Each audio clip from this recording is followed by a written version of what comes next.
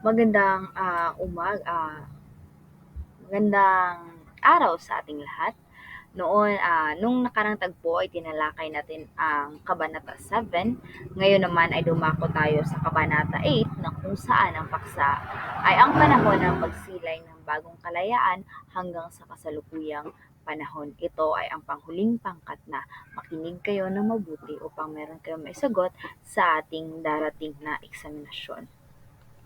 Kabanata 8. Sanligang kasaysayan. Muling sumigla ang panitik ng mga Pilipino pagkatapos ng taong 1945 na liberasyon. So, alam naman siguro natin na ang Pilipinas or tayong mga Pilipino ay sinakop noon ng mga Espanyol. Kung kaya tayong mga Pilipino ay naghirap sa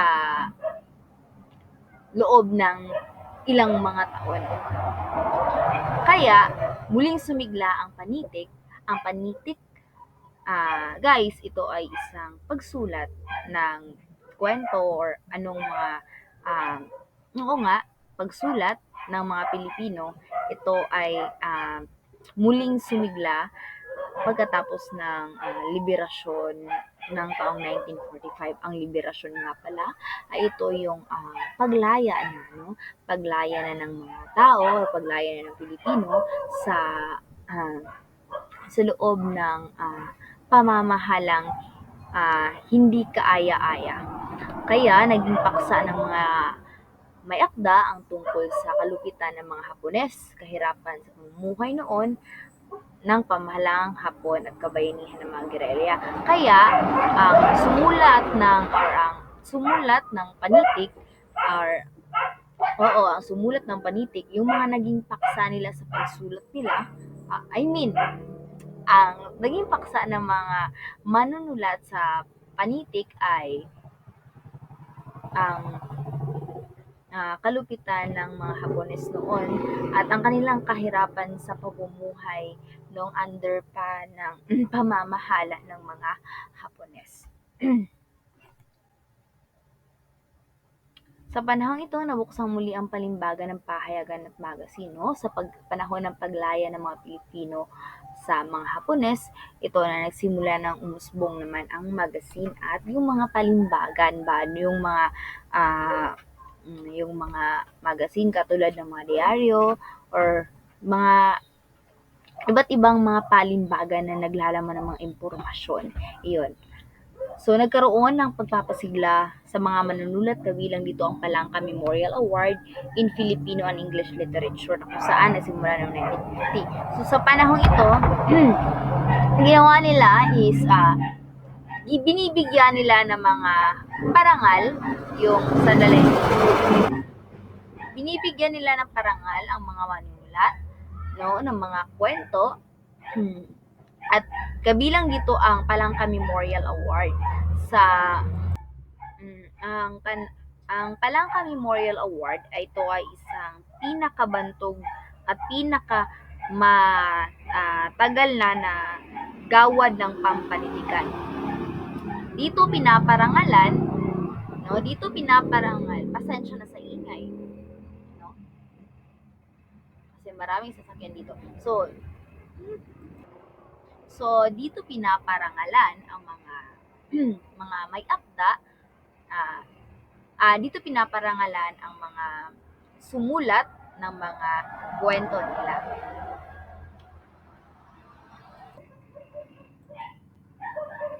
Nagkaroon din ng kanya-kanyang pahayagan ang mga pamantasan at kolehiyo, no? Nagkaroon din sila ng mga kanya-kanyang mga pahayagan yung pamantasan sa kolehiyo or mga college, no? Nagkaroon din sila ng patimpalak at pagsulat ng mga tula. So, meron din silang naging kompetisyon sa kanilang paaralan katulad ng pagsulat ng mga tula, no? Mga sanaysay at mga kwento, no? Umunlad din ang pelikulang Pilipino sa panahong ito, yung naging malaya na ang mga Filipino, no? Sa panahon ding ito, nagbukas ng palimbagan para sa lingguhang babasahan, no? Gaya ng mga liwayway, bulaklak, tagumpay, ilang-ilang, malaya at kayumanggi. No, itinatag din ang Samahang Pampanitikan, no? Tinatag nila ang Pampanitikan, Kasamahang Pampanitikan. Ito ay katulad ng taliban ng inang wika or taniw, no? Kapisanan ng diwa ang panitikan or kadipan. Kapisanan ng mga mandudulang Pilipino or kampe. So, yan. Noong Setyembre 21, taong 1972, si Ferdinand E. Marcos, idiniklara niya ang batas militar, no, dito sa taong to. 1972, siya ang nagdeklara ng batas militar. So alam kong kilala niyo si Ferdinand E. Marcos. Siya ang ating pangulo sa kasalukuyan. So dahil sa pagkaunti-unti ang pagkamulat ng sambayan ng Pilipino, no? Kasi sa ah, kasi ah, sa ano sa katagal-tagal ng panahon, tas nung nakalaya na sila, yung mga Pilipino ay unti-unting namulat. Talagang sa parang naano nila ba na kung sa Bisaya ba is na murag na bansay-bansay na nila or nahimo na silang aware, no, sa kung sa una sa past ug sa karon parang natutunan naman na ng mga Pilipino na parang palaban na sila pa, no. So sa pagmulat sa mga Pilipino sa kalaga ng isang wikang pambansa, mabilis na lumawak ang sakop at saklaw ng panitikan. So, dumako tayo sa maikling kwento.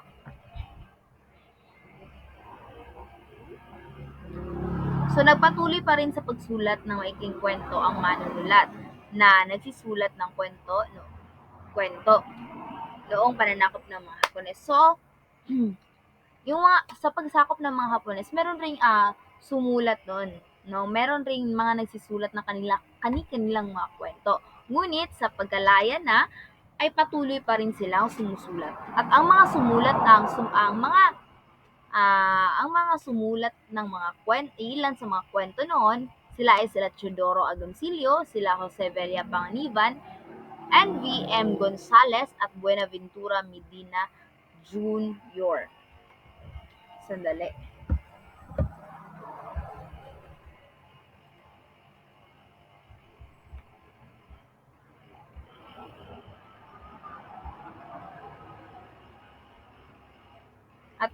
At si Andres Cristobal Cruz din. So, nagtatag sila ng samang tinawag na panitikan. Ito ang tinatag nila. Ang rason nito ay upang mapasigla ang manunulat.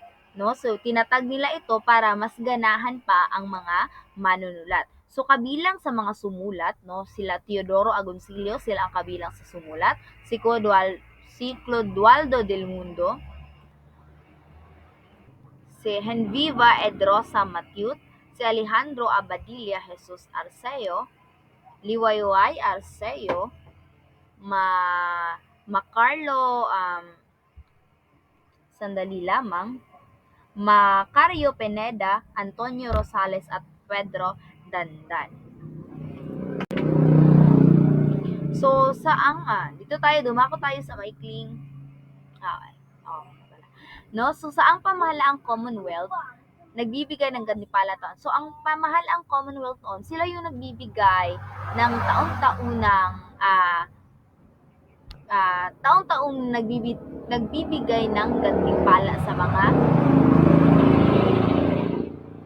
manunulat.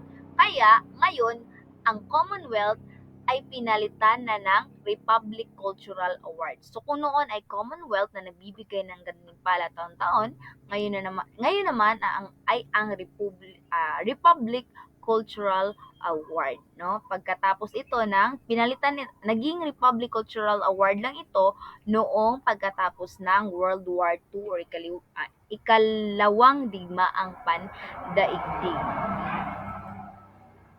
Saglit. Okay. So, ang kwentong nagsipagtamo ng mga gantimpala. So, ang mga inilagay ko ditong mga nagsipagtamo ng gantimpala ay ilan lamang. So, mamaya tatalakay ng mga kagrupo ko ang mga buong mga tao na ang buong So mamaya ay tatalakayin nila ang lahat. So iilan lamang ang mga naisulat ko dito sapagkat mamaya malalaman rin naman natin lahat. So ito ang noong taong 1950 to 1951, pasensya na sapagkat andito ako sa gilid ng kalsada gumagawa ng aking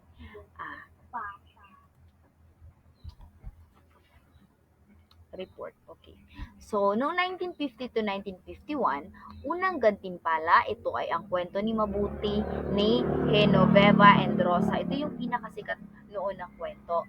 No, ito ay unang nagkamit ng gantimpala. Ito ay galing kay Genoveva and Rosa. Siya yung sumulat. No, ay kalawang gantimpala ay Mabangis na Kamay, Maamong Kamay ni Pedro Isdandan. Mamaya tatalakayin natin yan or ating malalaman ano ang mga kwento na yan. Ito lang is pasilip lang. No, ikatlong gantimpala ay ang planeta, Buwan ng Bituin ni Elpidio P. Capullo. So, 1951 to 1952, unang gantimpala, Kawigaan ni Pablo N. Bautista at ang kalawang gantimpala ay ang pagbabalik ni Genova Ed Rosa. Noong 1952 to 1953, pasensya na sa ingay, no? Unang gantimpala na natanggap nila sa taong ito ay ang kapangyarihan. Sinulat ni Buenaventura, ang ikalawa naman ay ang Anluwage ni Coronel, ang ikatlong gantimpala naman ay Malalim ang Gabi ni Juancho Bipe. Then, ito sa 1953 to 1954, unang gantimpala ay ang paglalayag ng puso ng isang bata. Then, pangalawa, Batingaw ni Elpidio Capulong. Sandali. Sa kamatayan lamang ni Teodoro. Then, sa 1953 ito at pangalawa, Ang Pusa sa Aking Durungawan ni Alphabol. Then, ang pangatlo ay Ang Matalino, Ang Inaanak Ko ni Fernando L. Samonte. Then, dumako tayo sa 1954 to 1955. Unang gantimpala na nakuha nila sa pagsulat ng tula ay ang Paglalayag sa Puso ng Isang Bata ni Genoveva Mathieu. Then, ang Batingaw ni Elpidio Capullo. Lumalamig ang bakal sa ikatlong gantimpala ni Virgilio Pons. Then, dumako tayo sa 1955 to 1956. Ang unang gantimpala na natanggap nila ay walang nagkamit. Sa unang gantimpala noong 1955, walang nagkamit dito. Walang nabigyan ng award dito. Then sa pangalawang gantimpala, ito ay ang Lupa, Ulan at Supling ni Marcelo del Rosario. Sa una wala sila natanggap na gantimpala sa 1955 to 1956. Sa pangatlo ay ang mga butil, mga busal ni Pedroso Salazar. Okay? Eto, dumako na tayo sa mga kwento. Ito ay malalaman niyo na talaga. Marami itong mga kwento kaya makinig kayo ng mabuti. Kwento ni Mabuti ni Genoveva E. Mendoza. Ito yung unang gantimpala na nakuha noong taong 1950 to 1951. Isinulat ni Genoveva E. Mendoza. Sumunod lamang kayo, no? So, ang kwentong ito, saglit lamang ang kwento ito ay tungkol sa isang guro na ang lahat ng mag-aaral ay humahanga sa kanya. Sa kabila ng suliranin at kabiguan niya sa buhay, ay naging matatag pa rin siya sa pagsasagawa ng mga tungkulin bilang isang guro at ina ng tahanan, no? So, ang kwentong ito ay kwento ng isang guro, no? Guro na napakabuti. Ang guro na grabe ka nang mag-sacrifice, no? Mag-sacrifice despite sa lahat ng problema, no? Kahit daghan kay siya struggle sa iyang life, no? Mga suliranin, mga kabiguan sa buhay. Sa kabila ng lahat ng yan ay ang guro ay instant gihapon siya or kanang nagiging matatag pa rin siya sa kanyang tungkulin, no? Not just for pagiging guro, kundi sa pagiging ina rin, no? Sa pagiging ina. So kaya siya tinawag na mga mag-aaral na mabuti dahil sa kanyang kabutihan rin, no? Ganyan ang kanyang bukhang bibig. No? Pangalawang kwento naman ay ang tungkol sa mangingisda, no? So for i-sum up lang nato guys, no? Ang kwentong ito ay tungkol sa isang karaniwang mangingisda lamang, no? Ang isang mangingisdang ito ay kanang ah, ano siya kanang hangarin ba nga kanang gusto po siya nga mahayahay ang iyang kinabuhi kay tungod kay nakita niya sa ibang mga tao na parang ano yun, na-achieve na nila yung goal nila tapos naging maganda na ang flow sa kanilang pamumuhay. No, kaya sa kabila ng kaya ngayon naisipan na or na sync sa kanang kuan sa mga isda nga gusto ko siya nga kanang maningkamot, no? Pero bisan unsaon niya pagpaningkamot kay gusto lagi siya makabot iyang gipangandoy o gusto pud siya mapareha sa uban nga mahayahay pud ang iyang kinabuhi, no? Nagsikap siya nagsikap ngunit sa kabila ng kanyang pagsisikap is parang wala pa rin. Di pa rin niya maabot ang kanyang goal o kanang hindi pa sapat ang kanyang pagsisikap or kulang pa rin ang kanyang kinikita upang makatakip sa kanilang mga pangangailangan. Kaya't sa nakikita niyang tagumpay, no, sa iba, numuto nga napaisip siya nga gumawa pa ng paraan para makaagapay man lang sa iyo, no, makuha man lang niya bisan gamay lang ato nga panahon, no? So, kanang di sa iyahang pagbuhat ato sa mga process nga gusto niya makuha, guys, is kanang mura ba og sacrifice siya perminti nga bisan unsay mahitabo ba sa iyaha lang buhaton to, no? So muna ang kwento sa isang mangingisda. Ito ay ang kwento ng baniyaga ni Liwayway A. Acero. So, i-sum up lang gihapon na to guys, no? So, kani siya nga kwento ni Liwayway A. Acero, no? Tinalakay sa kwentong ito ang naging damdamin ng isang tagalalawigan, no? Sa muli niyang pagbabalik sa kanilang puok, ay nadaman niya ang hungkagan sa kaniyang sarili. Tila hindi na siya nakikilala ng sino man, maging ng pinakamalapit niyang kamag-anak. So, ito atong ang tinalakay na tauhan dito sa kwento ay nanggaling siya sa Maynila at Amerika. So sa pagbalik niya, no, siguro ang taong ito is nanatili siya o namalagi siya sa Amerika namalagi siya ng ilang taon doon. Kaya sa pagbalik niya, no, so ganyan talaga, no, pag nanggaling tayo sa ibang lugar tapos nanatili tayo doon sa mahahabang panahon, so talagang ma-adapt natin yung culture nila doon, no? Once na ma-adapt dato, no, sa pagbalik na as in ka na labo na og kanang taas kayo nga panahon nga dito ata, no? Kung ma-adapt nato to nga ilahang culture dito no, sa pagbalik nato syempre dugay gud ta dito so sa pagbalik nato sa atong lugar murag tag manibago or molahi gyud ang ato ang panlihok or unsa diha kay syempre, no, gikan ko to sa uban niya ang culture nila dito ato mang na-adapt or syempre diri apod siya gikan sa Maynila ug Amerika. So muto nga pagbalik sa ani nga tao dito sa ilahang lugar o sa ilahang puok na feel gyud niya nga kanang murag na-adjure ka ng something or lahi na, no, kay dili na gud siya halos makaila sa iyahang mga friends dito sa iyang pinakamalapit sa heart, no, even ang iyahang mga kamag-anak, no, so ingon ana. So next, okay, wala na, no? So ang susunod na mga kwento ay tatalakayin ng aking mga kagrupo, no? So makinig kayong mabuti upang meron kayong maisagot. So ito lamang sa aking part. Maraming salamat. Magandang araw sa lahat. Ako po si Femi Oromagera, ang ikalawang tagapag-ulat sa paksang ito. Una ay ang paksang parusa ni Genoveva Edrosa Matuti. Si Genoveva Edrosa Matuti ay kilala bilang isang gurong kwentista kung kaya't karamihan sa kanyang akda ay batay sa buhay ng isang guro at mag-aaral. Dahil dito, siya ay ginawaran ng Palanca Award at pinarangalan ng Sentrong Pangkultura ng Pilipinas ng Gawad o CCP para sa sining.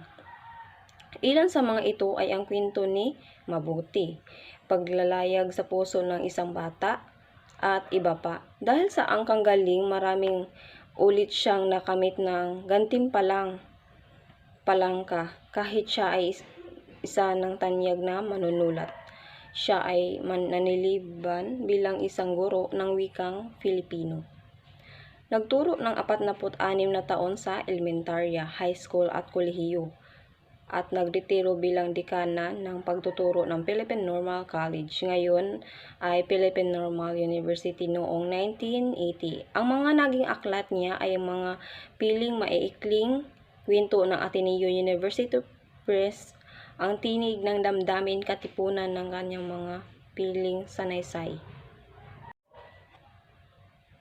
Isang kakaiba sa mga nabanggit ng kwentong parusa ni Genoveva Matuti dahil hindi ito tulad ng mga nunang niyang akda na patungkol sa isang guro o mag-aaral.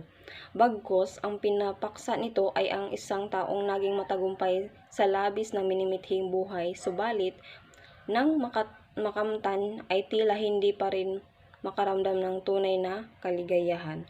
Ang kwentong parusa ay ang pagkakaroon ng maunlad na buhay, particular sa mga material na bagay na siyang minimithi na pangunahing tauhan ng kanya na itong matagumpay na nakamtan. Pakiramdam niya'y kulang pa rin at hindi sapat na animoy may puwang pa rin sa kanyang buhay. Nasa kanya ang yamanang material ngunit walang pamilyang nagmamahal sa kanya. Mga tauhan, una ay Big Boss. Piniling talikuran ang isang tapat na pag-ibig para sa piniling kaunlaran ng buhay. Sa pagsusumikap, nagsimula siya sa mababang posisyon hanggang matamo ang kinalagayan ngayon ng Big Boss. Siya ang may hawak sa lahat ng mga manggagawa sa daungang iyon. May sariling patakaran sa pagpapatakbo ng unyon ng mga manggagawa. Masasabing naging matagumpay siya sa punto ng buhay na ito, ngunit naramdaman niya ang kakulangan ng buhay ng kanyang makilala niya si Ventura na asawa ng kanyang dating kasintahan. Pangalawang tauhan ay si Salamin, ang matapat na kanyang kamay ni Big Boss. Sa kanya lahat dumaan ang anumang nais iparating ni Big Boss sa kanyang tauhan. Siya ang lubos na nakilala kay Big Boss at pinagkakatiwalaang lubos at direktang namamahala sa mga tauhan at mga kasapi sa unyon.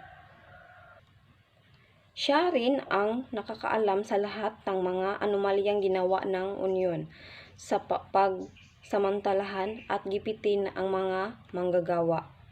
Sunod naman ay si Ventura. Hindi man maituturing na kaakit-akit sa pisikal na anyo, ngunit masasabi mong siya ay isang marangal na tao na umiibig dahil kanyang pinandidigan niya ang pagbubuntis ng kanyang minamahal kahit hindi siya ang ama ng sanggol. Siya ay nagsumikap upang buhayin ang mag-ina sa isang marangal na pamamaraan at hindi niya hinayaang masilaw ang mga ito sa mga material na bagay. Gagawin niya ang lahat para sa ikabuti ng pamilya. Nining, siya ay nagparaya sa pagmamahal ng ito ay tinalikuran kahit na may bunga ng kanilang pagmamahalan. Isa siyang babaeng nagpapahalaga sa lalaking nagbibigay turing at pagmamahal sa kanyang anak. Isa rin siyang babaeng may panindigan at hindi man nasisilaw sa anumang karangyaan. At sila ay ang mga 4 na tauhan ng parusa ni Genoveva Edrosa Matuti. Simulan ko na ang kwento. Naunahan ng pagising at pag-iinat ng daungan ang pagsikat ng araw. Makakapal pa ang mga aninong buong higpit na yumayakap sa mga pintungang nangaraon ay nagsimula na ang mga yabag na payaot dito. Ang anasang unti-unting nagkatinig hanggang sa maging ingay, hanggang sa makiisa sa matinis na sipol ng kadadaong na bapor. Nagunahan sa andamyo ang mga bata ni Salamin, nakatitiyak ang kanilang mga hakbang sapagkat ang mga bata ni Salamin ay mga bata ng Big Boss. Ang Big Boss ang nakaalam sa mga bapor na lumabas-pumasok sa daungang yaon. Sabi ni Salamin, ay, Big Boss, oras na nakakapit ka kay Salamin, buhay ka na. Anak si Salamin, ang Big Boss, hindi ko na pa kailangan makilala sabi ni Big Boss. Bahala na si Salamin doon. Bago ka na nga dito, oo. Malakas ang halakhak ng sinagot ng Big Boss sa kinuwentong iyon ni Salamin sa kanya isang araw, samantalang buong inip silang nahintay na maiahon ng kanilang mga tauhan sa mga kalakal ng kadadaong na bapor. Mabuti naman at nalalaman nila, mabuti na ang maliwanag ng Antimano, boss. Mahirap nang masingitan pa ang katalo kong sa bagay ano naman ang magawa ng maski kung sakali. Nagtinginan ang dalawa ng matagal. May mahiwagang liwanag na kumislap sa kanilang mga mata. Biglang inalis ng Big Boss ang tabako niya upang hindi maibuga ng madagundong sa halakhak na yumanig ng humuntong niyang tiyan. Sigurado ka bang hindi ka masisingitan ng pagkawala? Mahirap na, boss. Sakali nang makasingit, ano naman ang deleto niya sa payroll, 6 na piso, may perma siya. Tumikhi muna sandali si Salamin kung may reklamo siya. Magsumbong siya sa union. Hinintay ni Salamin na muling pagyang ng nahimuntong nakatawan ng Big Boss sa isa sa pang madagundong na halakhak. Nagtaka siya nang ito'y ngumiti lamang ng bahagya. Alanganin dinampot ang malamang ng inumin sa baso, lumagok ng makawala. Ibinaba ang baso, marahing iginuhit-guhit ang hintuturo sa malamig na pawis ng baso. Bago ako naging pangulo ng Union ng mga Trabahador, naging estibador ako sa Salamin. Bago iyon, nagtrabaho ako sa daan at bago iyon, sabi ni Big Boss. Biglang ipinukpok ng Big Boss ang baso ng inuman sa hapag. Lumigwak ang laman nito. Sa bawat iyon, samantala ako, natapos ang hapong iyon nang walang imika na ang dalawa. Nag-alala si Salamin na baka nagdamdam sa kanya ang Big Boss. Ngunit nang makita silang muli, kinabukasan ay naroon na naman ang ngiting humalili sa tabakong saglit na nanais niyon sa labi. Ikaw na nga pala ang bahalak muna sa ilang bata dahil natin sa Union. Salamin, magbakasyon ako, sabi ni Big Boss. Tapos anak si Salamin, sandali. Tapos anak si patuloy ko. Siya nga pala, boss, kilala mo na ba si Ventura? Ang bago nating bata rito sa flyer. Kasapi na siya sa Union Ngunit, ang Big Boss ay di dapat abalahin na maliliit na bagay gaya ng isang bagong tagapansan o ng isang bagong kasapi sa Union. Ang mahalaga ay kabilang na si Ventura sa palakad. Nakayungyung na sa kanya ang dambuhalang palakad. 6 na piso isang araw na pero 5 piso sa bulsa. Ang piso pang hindi niya maiuwi kailanman ay maaring tuntunin marahil kung lalapit siya sa Union. Ang pangulo ng Union ay ang Big Boss. Ang kwentong parusa ni Genoveva Edrosa Matuti ay nagbigay ng isang aral sa buhay na kailanman huwag ipagpapalit ang pamilya sa anumang bagay sa mundo upang makamit ang karaniyan sa buhay. Dahil anumang mangyari, ang pamilya mo pa rin at mahal sa buhay ang laging nandyan upang madamayan ka sa iyong problema. Isa pang aral nito ay huwag tayong gumamit ng isang patalim upang gantihan ang isang tao dahil ang patalim na ito ay ang siya ring magbigay hatol at parusa sa iyong buhay. Buod na di mo masilip ang langit. Mga tauhan, Mr. Kahukon at Luding.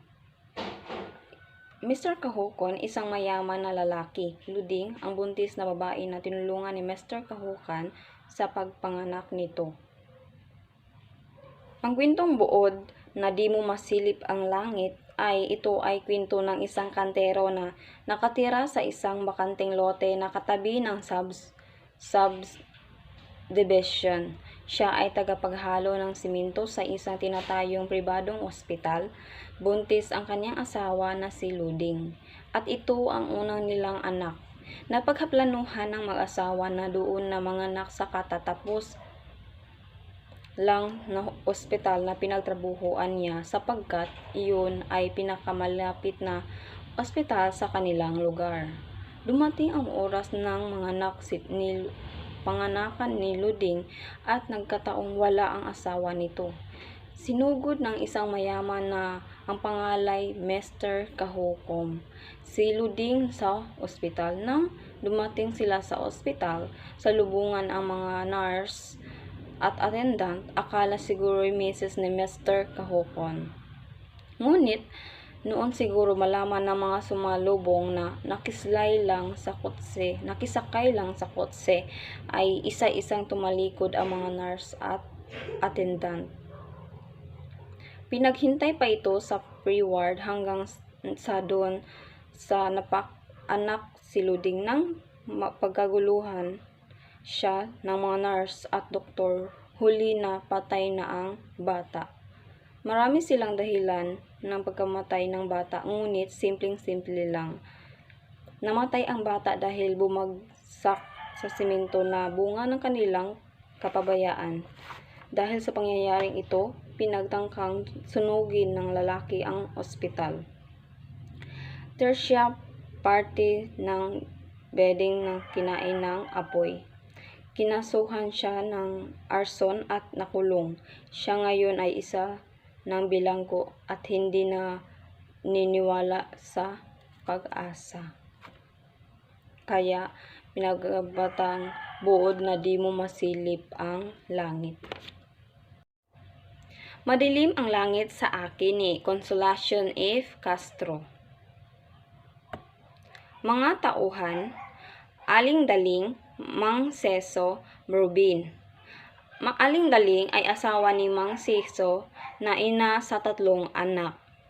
Si Mang Seso, asawa ni Aling Daling na tutol sa pag-aaral ng anak sa Manila na si Rubin. Rubin, ang panganay na anak ni Aling Daling at Mang Seso na nag-aaral sa Manila at ito'y namatay. Simulan ko na ang pagkwento sa kwentong Madilim ang Langit sa Akin ni Consolacion F. Castro. Unang araw sa November, araw ng mga patay, punong-puno ang mga tao sa limbingan. Bunga sa 5 pa lamang ng hapon. Hindi pansin ni Aling Daling ang mga taong yaot dito. Kay tahimik siyang nagbabantay sa puntod ng kanyang panganay na anak na si Rubin. Kailan lamang ay buhay ang kanyang anak na si Rubin, ang mabait niyang si Rubin. Napabuntong hininga si Aling Daling at matamang tiningnan ang cross sa puntod ng anak. Sa matagal niyang pagkatitig dito'y para siyang nakita niya ang maamong mukha ng yumaong anak. Dito sa kwento ay na-flashback yung nangyari sa bago namatay si Rubin. Anak si Rubin na, Inay, luluwas na po ako bukas ng Maynila. Kung ipagpapaliban ko pa po ang pag-alis ay baka ako mahuli sa pagpapatala. Ang wika ni Ruben ng gabing iyon nang magpaalam sa kanya upang mag-aral sa Maynila. Katatapos lamang ng high school ng anak at ipagpatuloy niyon ang pag-aral sa kolehiyo sa Manila. Hindi siya gaanong nag-alala sa pagluwas ng anak sa Maynila sapagkat kilala niya ang kabaitan ng anak. Sa pulpa ang pagkabata ay hindi siya binigyan ng problema ng anak. Masunurin iyon sa mga magulang at mapagmahal sa dalawang kapatid na babaeng nakababata. Bantulot ang kanyang asawang si Mang Seso na sa pag-aaral sa anak sa lungsod. Anak si Mang Seso na, "Daling mabuti yata ay huwag muna nating papag-aralin ang anak mo sa Manila." Tandang-tanda niya ang wika ng asawa. Sabi ni ang tubag ni Aling Daling ko, "Ikaw ang tung mahina ang loob." Ang sagot ni Aling Daling na habang sinabayan ng pagtapik sa balikat ni Mang Seso. At saka gisumpayan niya na mabait ang ating si Ruben at hindi katulad ng iba dyan. Madalas sumulat sa kanila ang anak nagpadala ng liham. Panay nagbabalita niya ng mga pagsisikap sa pag-aaral. Pagkagaling daw sa paaralan ay diretsyo na siya sa bahay pangasirahan o boarding house. At mula naman sa bahay pangasirahan o boarding house ay tuloy-tuloy na siya sa paaralan. School to boarding house lang daw siya. Tiwalang-tiwala ang mag-asawang Siso at Daling na nasa mabuting kalagayan ang anak. Sa mga liham nila na anak ay panay na kanilang pangaral at pag-alala. Isinulat din nila sa anak na huwag nang mag-uwi sa lalawigan upang huwag maabala sa pag-aaral. Lumipas ang ilang buwan, napansin ng mag-asawa na napapadalas na ang paghingi ng pera ni Ruben sa kanila. Marami raw siyang mga pangangailangan na kailangang bilhin na dapat bilhin daw sa ilang school, sa kailangan needs. Naisipan ni Aling Daling na lumuwas sa Maynila upang dalawin ang kanyang anak sa pangisirahan nito or boarding house sa iyang gipuy-an. Hapon na naabot si Aling Daling sa Manila. Alam niya 5:30 lamang ay ng hapon ay tapos na ang klase ni Ruben. 5:30 sa hapon daw. Ngunit tumungtong ang 8 ng gabi ay wala pa nakauli si Ruben.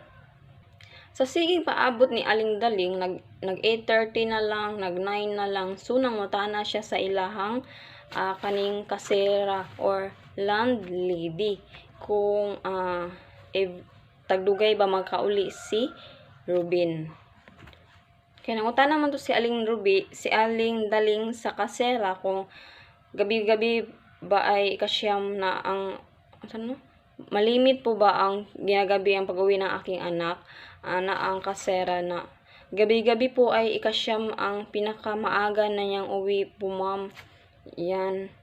So, nabahala si Aling Daling, ngunit hindi siya kumibo.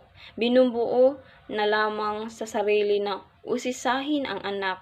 9:30 na ang gabi, 9:30 na ng gabi, nang dumating si Ruben. Nabigla ang binata nang makita ang ina. Matapos sumalik ng kamay ang anak, ay kinausap ni Aling Daling. Sabi ni Aling Daling sa kanyang anak na, "Anak, bakit ka ginabi? Ang sabi ng kasira mo ay palaging gabi na raw kang umuwi dito. Mangyari po ay nag-aral ako ng leksyon," anak si Ruben. "Mangyari po ay nag-aral ako ng leksyon sa bahay ng aking mga kaibigan Humihiram na lamang po ako ng mga aklat dahil napakamahal po ng mga aklat sa accounting. Nasiyahan pa rin ang ina sa sagot ng anak. Naisip niyang talagang masipag at matipid ang kanyang anak.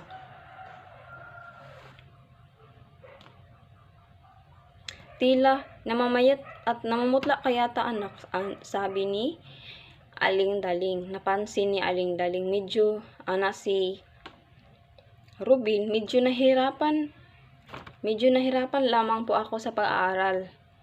Paiwas na tugon ni Rubin. Binigyan ng pera ni Aling Daling ang anak at tiwasay ang kaluubang umiwi sa lalawigan.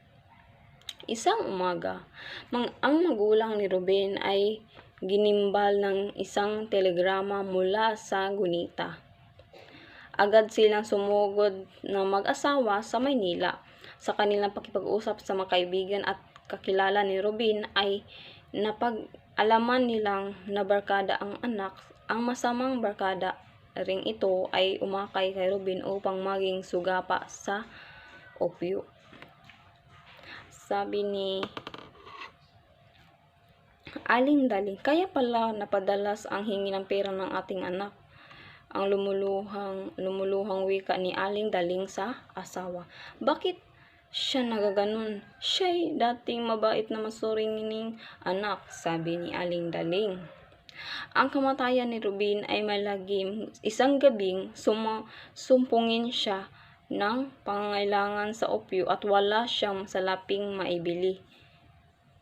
Nito ay nakaisip siyang magnakaw.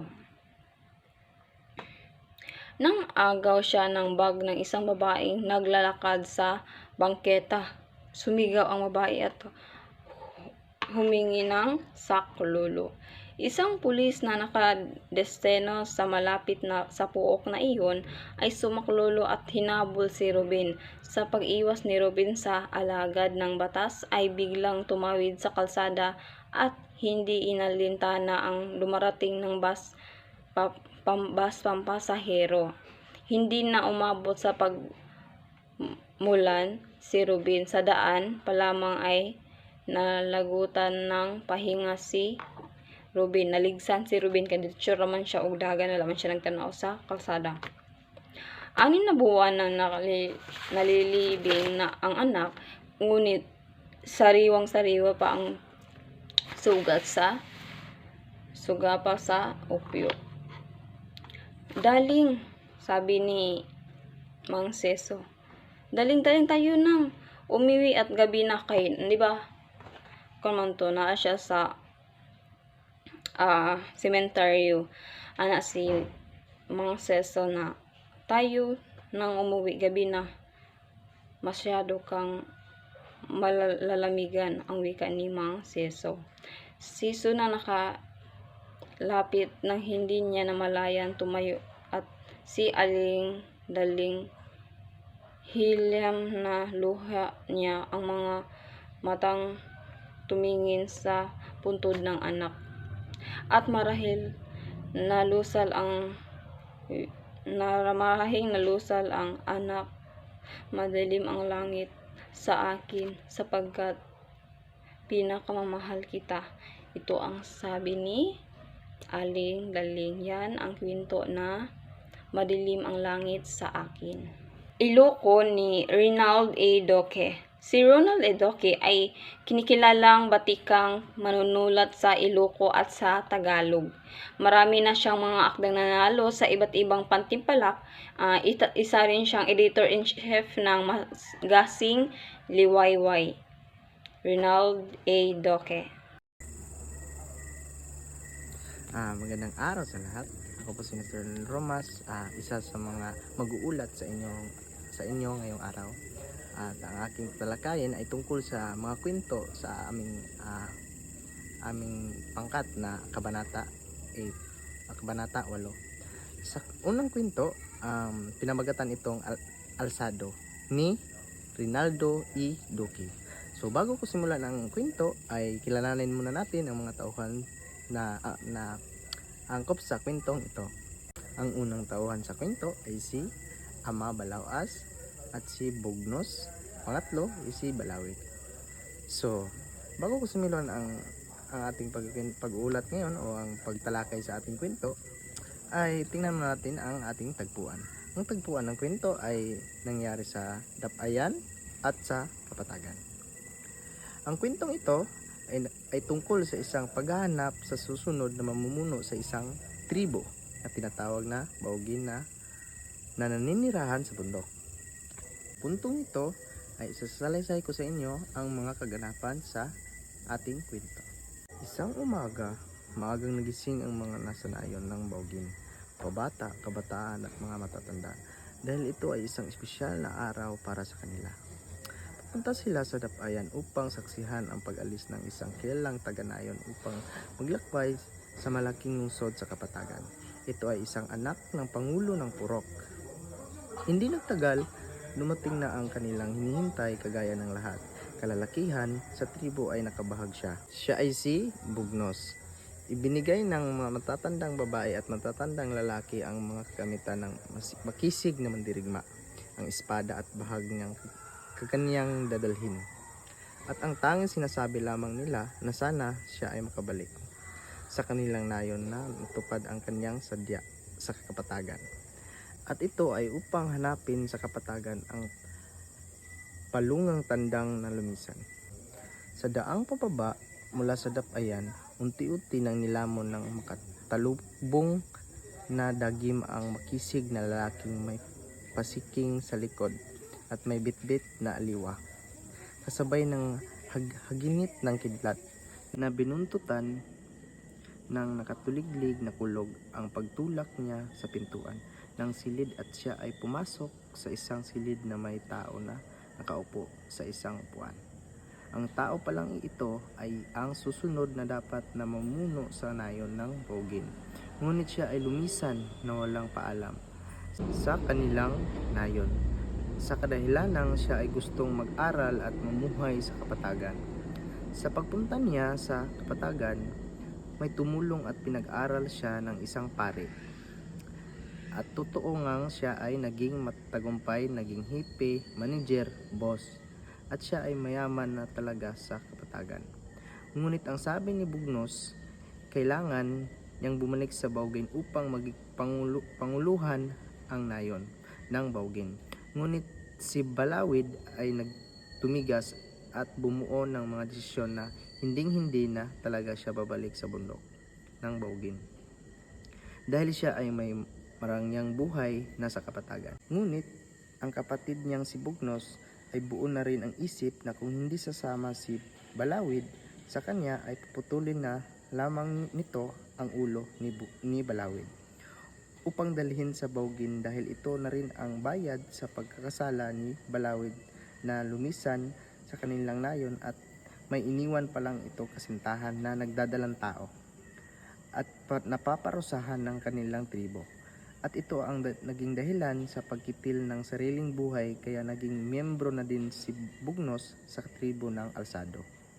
Kaya sa pagtatapos ng kwento, pinugutan nga ng ulo ni Bugnos si Balawid at dinala sa nayon ng Baugin. Doon lang po nagtatapos ang kwento ng Alsado. Sa pagpapatuloy ng ating talakayan ay tatalakayin natin ang kwento ng ang mga bundok sa Baganing Ubog. At ang mga tauhan sa kwento ay sina Amang Lakay Subagan, Inang Bakit Biday. At ang tagpuan sa kwento, nangyari ito sa bundok sa silangan ng Bagani. Sa kwentong ito, isinasalaysay dito kung paano at kung gaano kaganda ang pamumuhay noong araw. Paano sila namuhay na ang kanilang kinakain ay purong makikita at pwede lang itanim sa kanilang bakuran. Isinasay din dito kung gaano pa kaganda ang kapaligiran noon kaysa ngayon at yun ay dahilan sa atin na mga tao. Tayo rin ang mga sumisira sa ating kalikasan. At ngayon, talakayan na natin ang mga pangyayari sa kwento. At ito na ang kaganapan sa kwento. Kambal silang lubang bundok sa silangan ng Baganing Ubog. At kung tawagin ko sila, ay sina Amang Lakay, Subagan at Inang Bakit Giday. Mula pa sa aking kamusmusan, tinuturing ko silang dalawang matatandang ninunong mapagmahal. Tuwing umaga panunuorin ko ang pagsikat ng araw sa kanilang mga noo. At habang lumalatag ang liwanag sa paligid, nararamdaman ko ang mabining hanging haplos nila sa aking muka. Ipinapatong nila ang mga palad sa aking noo at ginugulo ang aking buhok na para bang iginagawad ang kanilang bendisyon. Sa gayoy, may gawad sa akin ang mga walang katapusang biyaya. Mahilig silang magkwento tungkol sa kanilang mga karanasan. Inikwento rin kung paano nila sinasahod sa mga palad ang mga patak ng ulan at saka iniimbak ng hindi mawawalan ng tubig kahit nasasakdulan na ang init ng tag-araw. Inalalahad nila kung paano nililikha ng mga ibon ang mga walang katapusang uyayi ng mga ito. Gayon din ang iba't ibang pang mga hayop na nananahanan sa kanilang kandungan upang maging bahagi ng misteryosong konserto ng buhay na ang mga may malinis na puso at konsyensya lamang ang nakakarinig at nakakaunawa. Sinalaysay din nila kung gaano sa gabi ay nakipaglaro sila sa mga diwata at mga lambana sa malamlam na sinag ng bilog na buwan. Habang nakaidlip ako at nanaginip ng mga panaginip, ngunit ngayon hindi na masigla ang kanilang mga tinig gaya ng dati, kundi naroon ang tila hindi na maarok na hinagpis sa kanilang himig. Kinukwento nila ngayon ang mga dahilan kung bakit wala nang inaarugang mga binhi sa sinapupunan pagkat binago na ng kalapastanganan ng mga tao. Ang mga ito kaya hindi na luntian ang kanilang mga kasuotan. Kinukwento na nila kung bakit hindi na nila kayang isahod ang mga palad sa ulan, kaya't natutuyo na ang mga danaw, lawa at batisan. Inilalahad na nila ngayon na wala na silang naririnig na awit ng mga ibon at ng mga iba pang uri ng mga hayop sa kanilang kandungan, pagkat naglaho at lumayas na ang mga ito at marahil ay hindi na mababalik kailanman. Ikinukwento rin nilang hindi na tumutubo pa ang ligaw na bulaklak sa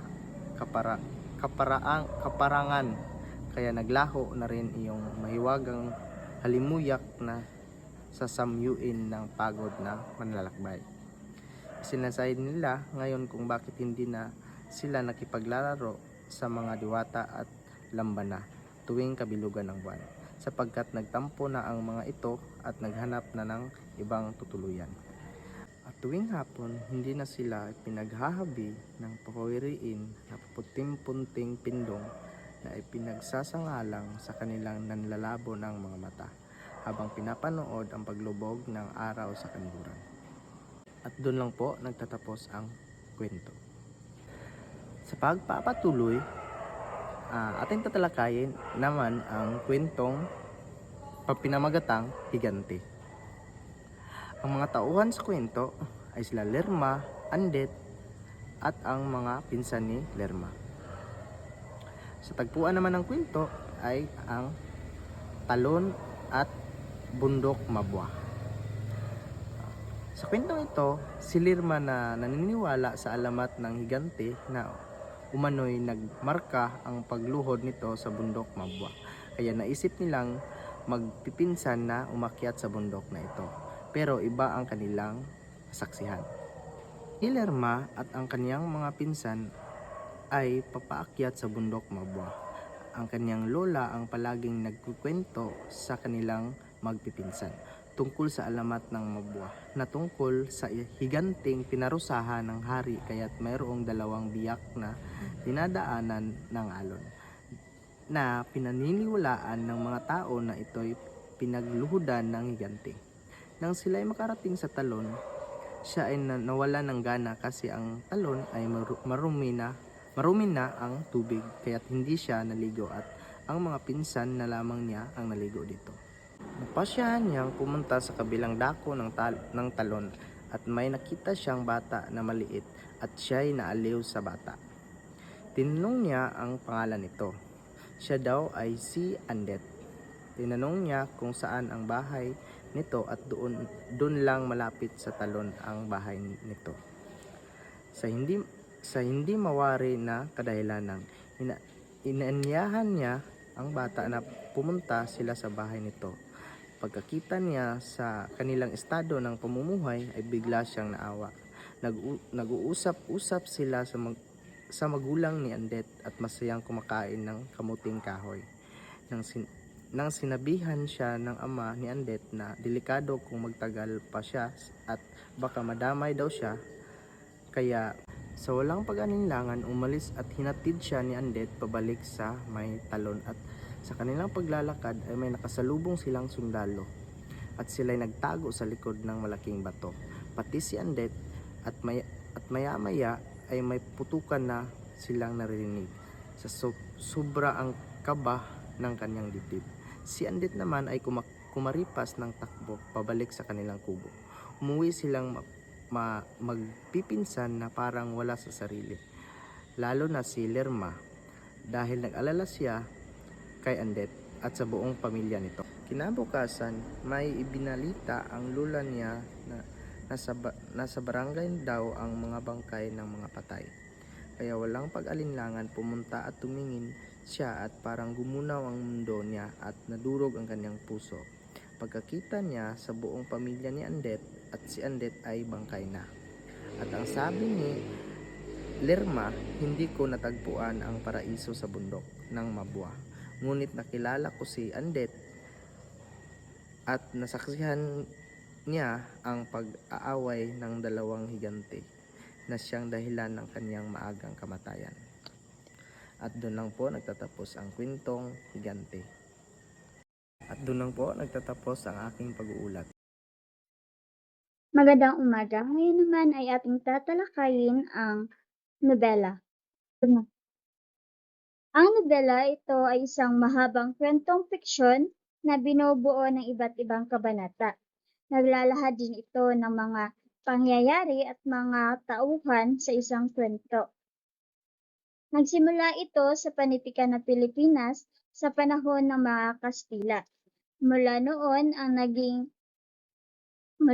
naging bahagi na ng ating panitikan ang nobela at magpahanggang ngayon sa kasalukuyan. May tuturing na si Dr. Jose Rizal ang nagsimulang nagpakilala ng nobela sa mga Pilipinong mambabasa sa pamamagitan ng kanyang dalawang akda na Noli Me Tangere at El Filibusterismo. Pagdaan ng mga taon, nagbago at umunlad ang nobela. Naiiba na ang estilo ng paglalahad. Kadalasan, isinasa pelikula gaya halimbawa ng Sa Kuko ng Liwanag de Edgardo M. Reyes. Di ba halos ngayon ang mga libro, mga nobela ay ginagawa na ng mga pelikula. Ipinapalabas na sa mga sinihan, sa mga iba't ibang media platform or like tulad ng Netflix, YouTube at iba pa. Narito naman ang mga kilalang nobelista ng makabagong panahon. Ang mga kilalang nobelista ng makabagong panahon ay sina Edgardo Reyes, Efren Abueg, Luwalhati Bautista, Andres Cristobal Cruz, Liwayway Arceo, at Bienvenido. Sila ang mga kilalang nobelista sa makabagong panahon. Mga nobelistang nanalo sa Gawad Palangka.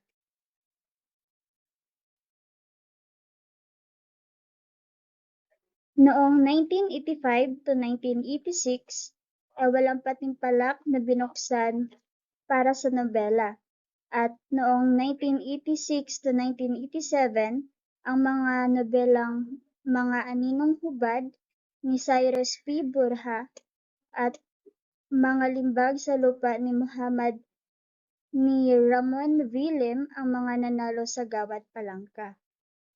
At noong 1987 to 1989 ay wala ulit binuksan na patimpalak para sa nobela.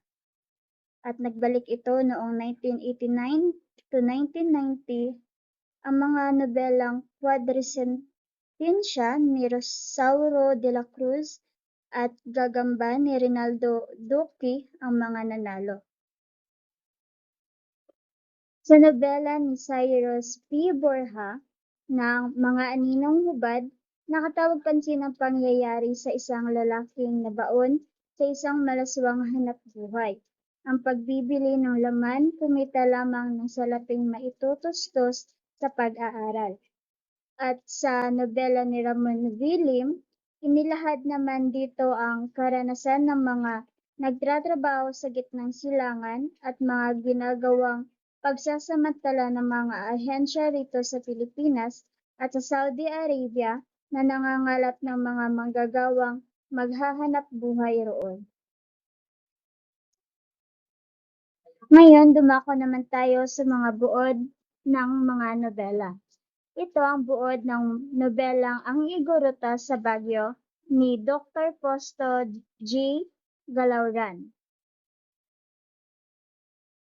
Ang mga tauhan ay sina Serafen Almadidios, ang estudyanteng naligaw sa kagubatan at naging saksi sa pamumuhay ng Igorot. Si Don Jose, ama ni Serafen na gustong maging dalubhasa ang anak. Imay, Igorotang tumulong kay Serafin sa gubat at napaibig ni Serafin. Apolakay, pinuno ng tribo, Mansipok, taong gabay sa kanilang tribo, sinisiraan si Serafin. At Kabunyan, bathala ng mga Igorot, Galudan, punong kawal ng lahi, o Lupa, bunsong kapatid ni Imay na naging kaibigan ni Serafin at nagligtas sa mag-irog. Apo Dagni, kaaway na ato o pinuno ng ibang tribo. Maputing Apo, misyonerong paring Kristiyano na nag-ayos sa alitan ng dalawang ato o dalawang tribo. Ngayon ay ating babasahin ang buod na nabilang Igorota sa Baguio ni Dr. Coste G. Galauran. Ang Igorota sa Baguio, patungkol ang nobelang ito sa isang magandang kasaysayan ng pamumuhay ng Igorot, ang kanilang pananampalataya at pagyakap sa Kristyanismo. Si Serafin ay kailangang maging doktor dahil iyon ang gusto ng kanyang ama, kung kaya't kailangan niyang pumunta ng Madrid habang sakay ng galyon o malaking barko. Naabutan ito ng bagyo at lumubog.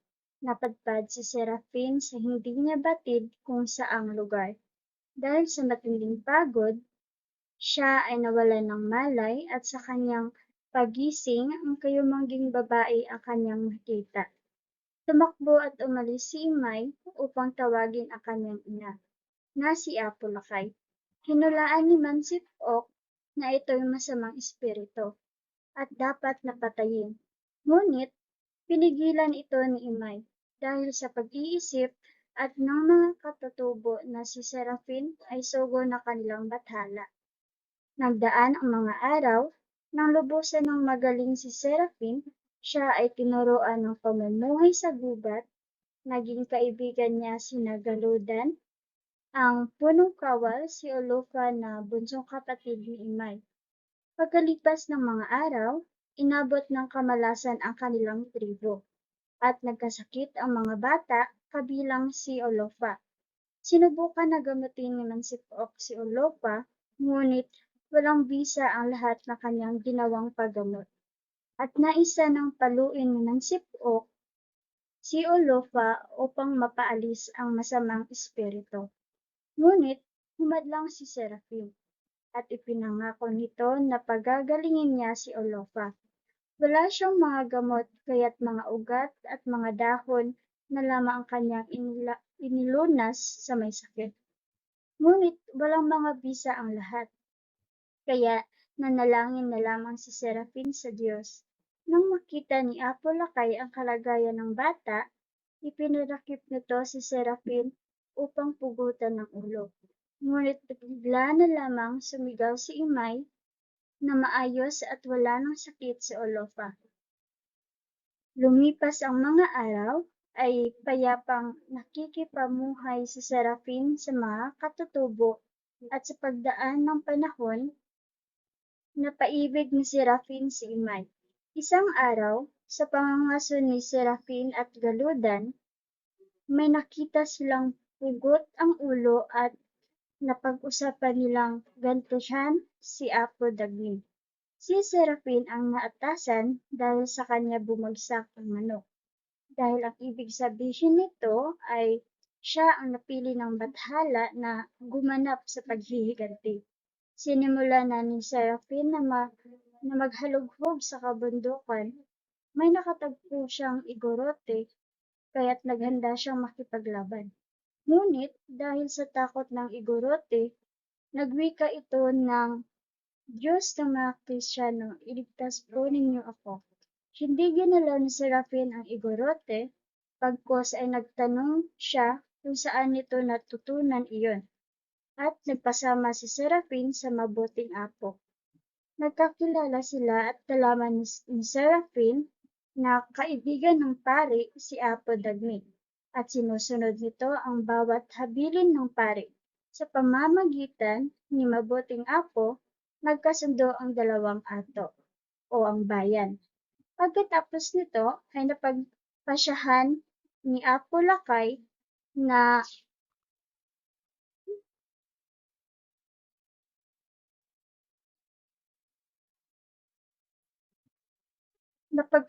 naisip ni Apo Lakay na ipakasal si Imay sa lalaking ipinagkasundo sa kanya. Tuluyan na nagkalayo ang loob ni na Serafin at Imay. Tumakas si Serafin sa bayan at sumunod sa kanya si Imay. Kaya napagkasundoan nila na hahamakin nila ang lahat at magsasama. Ngunit darakip sila ng mga tauhan ni Apo Lakay at ginapos at napagpasyahang patayin.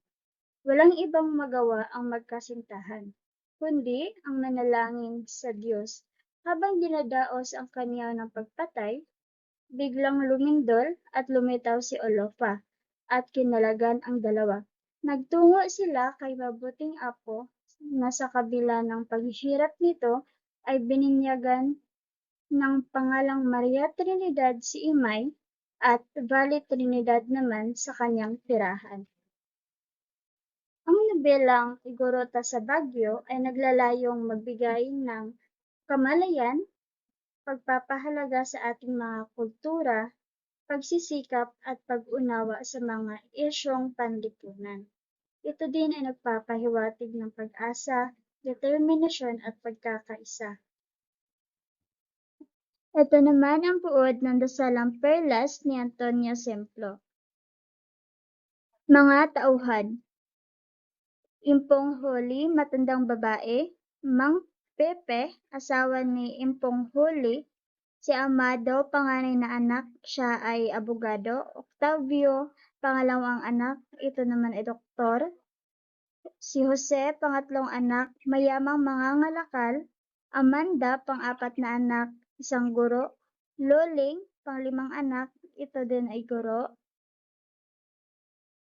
Alberto, bunsong anak, Enheniero, Tiang, asawa ni Amado, Leonora, asawa ni Octavio, Clemente, asawa ni Amanda, Tiong, asawa ni Loleng, Loreng, kapitbahay ni Impong Holi at asawa ni Alberto.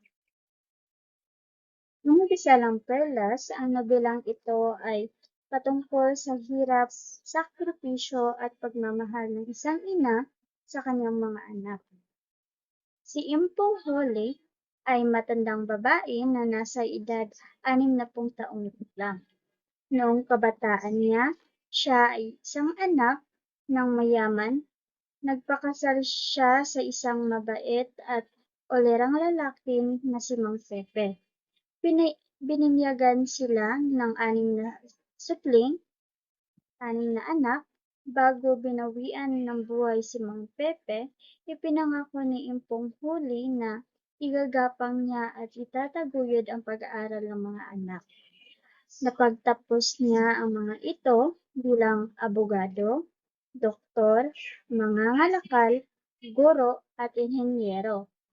Nang makatapos silang lahat, iniwan nila ang kanilang ina sa dampa nito sa San Roque. Pag-aalaga ng baboy at manok, pagtatanim ng gulay, at pagbebenta nito ang ikinabubuhay ni Impong Huli. Nagkasakit siya at tanging si Loring na kapitbahay niya ang dumadamay sa kanya. Lumuwas si Impong Huli para bisitahin ang kanyang mga anak. Subalit lahat sila ay itinyaboy siya. Pinatira siya ni Loling sa kanilang bahay. Kinausap siya ng kanyang anak at sinabing bakit di pa daw niya ipagbili ang lupa at bahay sa lalawigan at sa Maynila na manirahan. Kinasapat ni Loling at Tiong si Mr. Robles at pinalabas na may utang sila dito na 500. Agad umuwi si Impong Huli sa lalawigan. Ipinagbili niya ang bakuran, bahay, 3 baboy at 3 dosina ng manok. Umabot ng 550 ang pinagbilhan nito. Ipinadala niya sa mag-asawang Loling at Tiong ang 400 at nalaman ni Amanda, isa sa kanyang anak, at sinumbatan ang ina. Dahil doon, ibinigay niya ang 100 kay Amanda at nalaman ni Impong Huli ang totoo na niloko siya ng kanyang anak. Pagbalik niya sa lalawigan, masama ang kanyang loob. Nadatnan siya ng kanyang bunsong anak. Ikinento ni Impong Huli ang lahat kay Alberto. Dahil sa pangyayari, tinulungan niya ang kanyang ina, pinagtayuan niya ito ng bagong bahay, ipinaghanda pa niya ang ina para sa kaarawan nito. Inimbitahan niya rin ang kanyang mga kapatid, at doon sinabihan na wala silang utang na loob. Nagkalabasan sila ng sama ng loob at pinatawad ni Impong Huli ang mga anak. Pinakasalan ni Alberto si Loring at nasaya nilang kapiling ang kanilang butihing ina na si Impong Huli. Dapat pahalagahan natin ang hirap ng ating mga magulang. Dapat suklian natin ang kanilang sakripisyo at hirap maitaguyod lang tayong mga anak nila. Wala nang hihigit pa sa pagmamahal ng isang ina o ng mga magulang sa kanilang mga anak. Buod na nobelang Ang Kanilang Mga Sugat ni Genoveva Edrosa Matuti. Ang mga tauhan ay sina Don Emilio ama ni Flor, namilit kay Mang Antero na sa Dasmariñas Village lumipat. Mang Antero, kababata ni Don Emilio ama ni Gloria. Flor, kaisa-isang anak ni Don Emilio. Gloria, anak ni na Mang Antero at Aling Lina. Marilina or Aling Lina, asawa ni Mang Antero. Jewel, tumulong kina Gloria at Aling Lina. Si Ed, kaibigan ni Joel at isang editor ng Today's Inquiry. Maria, katulong ni na Gloria at Aling Lina. Rita, kaibigan ni Gloria. Pete, tumutulong kay Don Emilio. Ryan Osorio, boyfriend at naging ka-live-in partner ni Flor. Buddy Brighton, naging ka-live-in ni Flor na Amerikano sa San Francisco, California. Nana Usang, ina ni Maria. Ang kanilang mga sugat, nagtamo ito ng gantimpalang 1995 Republic Literary Awardee for Filipino. Tinatalakay dito ang pagkapaligiran at buhay ng tao. Ito ay naglalahad ng pag-ibig, pagkakaibigan, pagkapantay-pantay at katarungan. Biglaang pagyaman ng magkaibigang Don Emilio at Mang Antero na biglang lumipat sa Dasmariñas Village mula sa Daang Riles sa Blooming Creek. Ayaw sanang iwan ni Mang Antero ang pagiging guro, ngunit sa dami ng problema ang nangyari sa kanyang buhay, ay sumali na siya sa import-export na kanilang pinagkakakitaan ni Don Emilio. Napagkasunduan ng mag-amang Don Emilio at Floy na sa Maynila Hotel idaos ang kaarawan ng dalaga, at hindi nakatanggi ang pamilyang Esguera sa paanyaya ni Floy. At sa pagdaraos ng kaarawan ni Floy, ay nanikip ang paghinga ni Mang Antero, at itinakbo siya sa Makati Medical Center. Pagkatapos ng kasiyahan sa Maynila Hotel, ay nagtungo sa ospital ang mag-amang Emilio at Floy. Ngunit sa kasamang palad, ay namatay si Mang Antero. Ngunit bago malagutan ng hininga ay napagtapat niya sa kanyang pamilya ang kanilang pinagkakakitaan, ang pagtutroso na dahilan ng kanilang pagyaman. Hiniling ni Mang Antero na siya ay ihingi ng tawad sa Diyos at patawarin dahil nagdudulot ng malaking baha at nakakakitil ng buhay ang kanilang ginagawang pagtutroso. Nang malaman ni Gloria ang sinabi ng ama, ay agad na nagtungo ito kay Flor at inakalang hindi alam ng kaibigan ang iniyaman ng ama nito. Ngunit nagulat si Gloria nang walang pagtataka si Flor dahil alam na pala nito ang negosyo ng ama at sinabing walang nakikitang masama sa negosyo ng ama. Nagalit si Flor kay Gloria at nagkalayo ang dating magkaibigan. At dapat magpatuloy ang buhay. Lumipat sa tahimik na lugar sa Palanan sa Makati ang mag-inang Aling Lena at Gloria, at nagbukas ng isang steam laundry at munting grocery.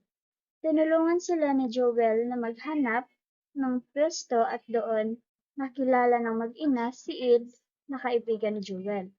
Ibinalita ni Maria sa mag-ina ang mga gawain ni Flor sa Dasmariñas at pati na ang mga dumadalaw na mga kaibigang lalaki nito. Nagpatuloy si Gloria sa kanyang social work. Kabilang siya sa grupong NGO sa Clolo at kasama niya rito si Rita. Sa kabilang dako, si Flor ay palaging lasing at nabigla ang kanyang ama nang makita ito na galing pang Tacloban. At bago mag-ayos at magpahinga si Don Emilio, ay pinaalala nito kay Pete ang mga dokumentong kailangan nilang mag-ama patungong Amerika bilang immigrants.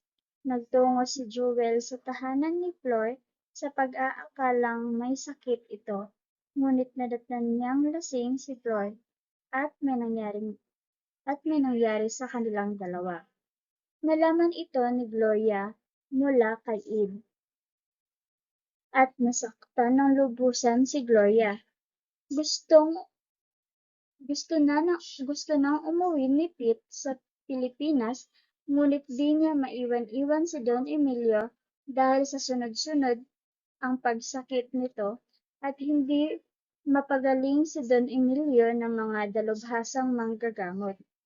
Ilang buwan, pumayag na si Don Emilio na umuwi si Pete sa Pilipinas at may bagong haharapin si Pete na negosyo, tinatawag na ITW o mangyayaring kasuotan.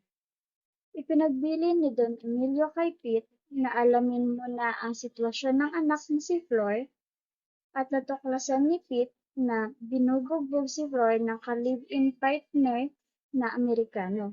Ginamot niya si Flor at inayos ang mga kalat sa silid nito.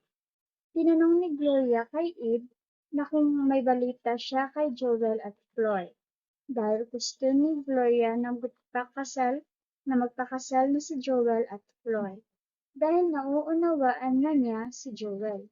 Nang dumating si Pete galing California, sinabi niya kay Aling Lina na nandoon si Flor sa California at wala si Joel. Hindi niya masabi-sabi ang tungkol sa sitwasyon ni Flor. Nagkasakit si Gloria ng pulmonya at nasa pagamutan. Araw-araw siyang dinadalaw ng mga kasamahan sa NGO at NAID. Dumalaw si Joel kay Gloria. Sinabi niya na gusto niyang buhayin ang nakaraang pag-ibig. Ngunit, sinabi ni Gloria na wala na siyang nararamdaman kay Joel. Nang makauwi si Flor sa Pilipinas, ay pumunta siya agad kay Gloria at binalita niya na patay na ang kanyang ama. Sinabi naman ni Gloria na mahal niya ang kanyang kaibigan. Humingi ng tawad si Flor kay Gloria at sinabi ni Gloria na walang dapat ihingi ng tawad. Gustong makausap ni Ed si Joel at handa na si Ed na maging bisman sa kasal nila Joel at Gloria. Ngunit nanatili lamang itong tahimik. Umuwi si Ed sa tahanang nagpupkop sa kanya at sinalubong agad siya ng kanyang masayang pamilya. Tahimik na ang buhay ni Ed. Nang biglang may balita na binaha ang Ormoc at nabalitaan niyang marami ang namatay. Dahil sa pagmamalasakit sa kapwa-tao, bumalik siya sa Ormoc. Nang may tumawag sa telepono at nakilala ang boses ni Gloria, ay sinagot niya ito. At sinabi ni Gloria na walang kasalang magaganap dahil tanggap na nila ni Joel na hindi sila para sa isa't isa. At sinabi rin ni Gloria na tumawag ito dahil pupunta din sila ni Flor sa Ormoc.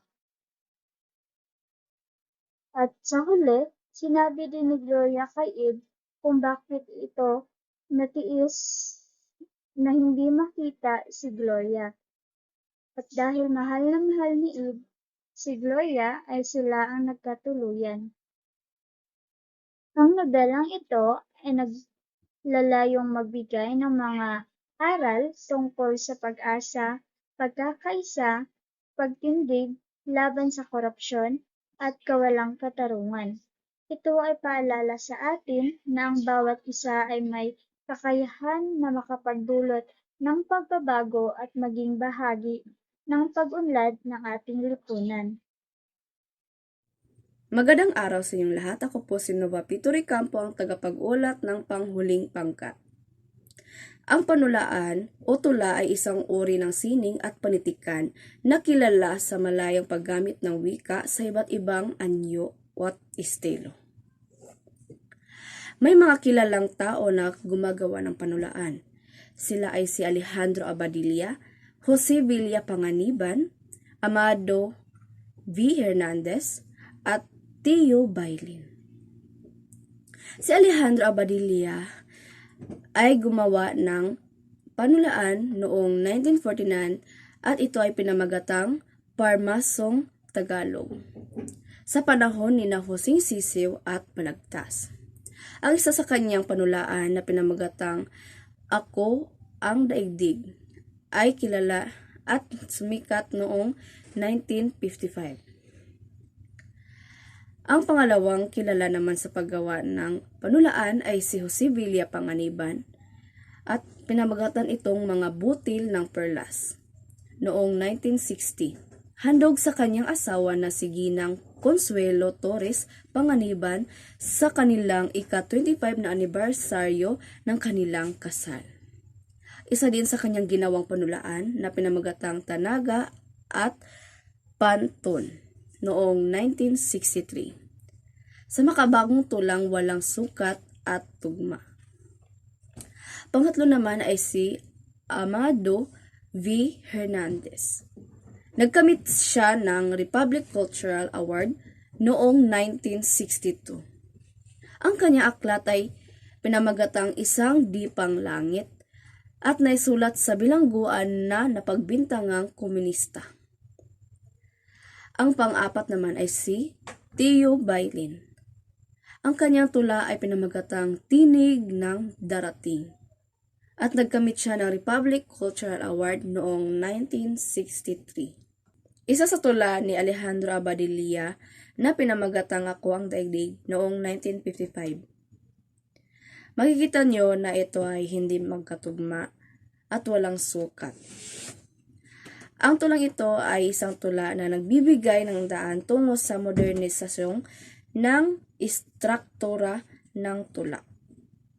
Sa tulang Ako ang Daigdig ay nakabuo ng dalawang maaaring maging kahulugan ng mga salitang inilimbag ni Alejandro Abadilla. Ito ay ang pag-aaklas sa tradisyonal na sukat at tugma ng isang tula at ang pag-aklas laban sa mga pananakop sa bansang Pilipinas. Ay kalawang ginawa ni Amado V. Hernandez noong 1962 na pinamagatang Isang Dipang Langit. Ipinapakita ng tulang ito ang kalungkutan na nadarama nang nagsasalita dahil sa kanyang pagkabilanggo. Ipinaramdam ng tula ang hirap na dinanas ng isang bilanggo at ang kanyang hangaring makalaya. Ang isang sikat na tula naman na ginawa ni Tio S. Bailin noong 1963 na pinamagatang Tinig ng Darating. Ito ay hango sa kwento ng mga kabataan na nagtatanong kung sino kaya ang nararapat sisihin sa pagbabagong nagaganap sa buhay ng isang teenager, ang tahanan, paaralan o simbahan. Mga tulang nagtamo ng unang gantimpala sa timpalak ng Palangka. Noong 1963-1964, ito ay tulang Alamat ng Pasig na sinulat ni Fernando B. Monleon. At noong 1964-1965 ay pinamagatang Sa Pagkakaparool ni Robin Viga.